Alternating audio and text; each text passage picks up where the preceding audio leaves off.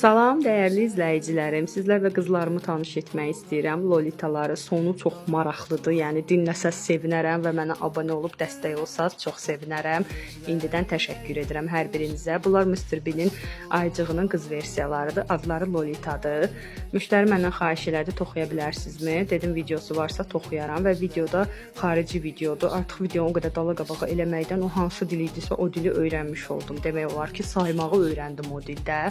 Və burada müştəri ilə olan yazışmamızı sizlərə göstərirəm. Məndən istədiyi rəng seçimi buydu. Qəbələdə mağaza ip seçimi az olduğuna görə mən bacardığım qədər oxşatmağa çalışdım. Bu isə nümunə kimi toxuduğumdur, əlim öyrəşsin deyə və müştəri bəyənirsə davam edim dedim və bəyəndi.